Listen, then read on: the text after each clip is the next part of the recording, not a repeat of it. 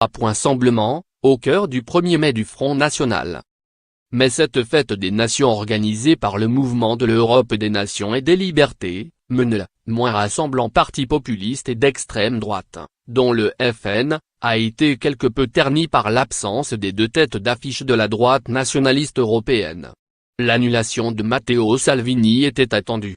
Le chef de file de la Ligue italienne, en pleine tractation gouvernementale pour la conquête de Rome, avait tout de même pris le soin d'enregistrer un message vidéo de soutien à son alliée française. La défection de Geert Wilders, annoncée à la dernière minute, a occasionné davantage de surprises et de déceptions dans les rangs frontistes. Officiellement, le dirigeant du Parti pour la Liberté, PVV, devait préparer sa défense aux Pays-Bas selon le président belge du MNL, Gerolf Anneman. Un mot d'excuse venu rappeler le visage sulfureux des partenaires européens du FN. Geert Wilders doit en effet comparaître en appel le 17 mai dans une affaire pour laquelle il a été condamné pour incitation à la discrimination, en décembre 2016. Le dirigeant eurosceptique et anti-islam avait demandé en mars 2014 à ses partisans s'ils voulaient plus ou moins de Marocains. Réponse de la foule: moins nous allons nous en charger, avait alors rétorqué le chef de file de l'extrême droite néerlandaise. À Nice, les dirigeants des partis frères présents ont préféré appuyer sur les bonnes nouvelles et un sentiment partagé que le vent, la vague, l'histoire allait dans le sens des nationalistes en Europe. Et de citer la réélection de Viktor Orban en Hongrie, le score de Matteo Salvini en Italie, la présence de Marine Le Pen au second tour de la présidentielle en France, le FPO tréma au sein de la coalition autrichienne au pouvoir. Lire aussi.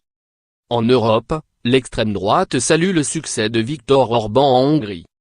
Cela signifie que nous sommes tous sur la bonne voie, s'est enthousiasmé Veselin Mareski, président de la Volia bulgare.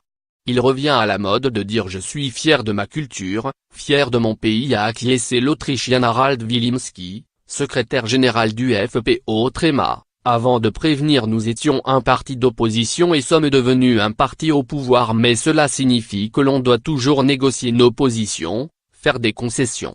Un cadre frontiste soupirait il y a quelques semaines en évoquant la stratégie d'alliance de son parti, estimant que le compromis n'était justement pas vraiment dans l'ADN du FN. Pas de quoi faire changer de cap à Marine Le Pen, revigorée par une embellie, après un an de crise post-présidentielle. Le projet de loi Asile-Immigration débattu à l'Assemblée nationale a remis le parti d'extrême droite au centre du jeu politique en France. Un sondage réalisé par l'IFOP Fiducial, paru dans Paris Match mi-avril, crédite quant à lui la dirigeante frontiste de 23% des intentions de vote si la présidentielle avait lieu aujourd'hui. Contre 8% pour le président des Républicains, Laurent Wauquiez. Lire aussi. Sur la loi Asile-Immigration, une semaine de convergence des idées entre LR et FN. Ajoutez à cela, conclut-elle à la Tribune niçoise, un nouveau rapport de force en Europe avec la poussée des nationalistes et la patronne de l'extrême droite française ose pointer une situation favorable comme jamais pour que le FN et ses alliés prennent le pouvoir au sein du Parlement européen, dans un an.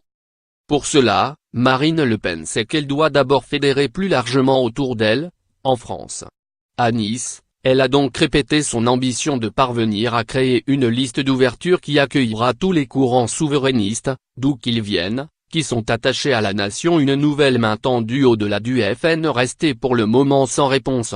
Mais quoi de mieux, pour rassembler, qu'un ennemi commun? La présidente du FN a donc réservé ses saillies les plus musclés à Emmanuel Macron, affirmant ici qu'il prépare la bifurcation identitaire de l'Europe et de la France, taclant là son Europe souveraine, voire impériale. Et c'est peut-être en cela que ce 1er mai préfigure la future campagne du FN, une tribune européenne, mais avec un objectif bien français. Celui d'imposer son clivage mondialiste / nationaux tant théorisé, et tenter de faire oublier le désastreux débat de l'entre-deux tours en incarnant la seule opposition audible face à Emmanuel Macron. L'état-major frontiste préfère prévenir: la campagne n'est pas encore lancée.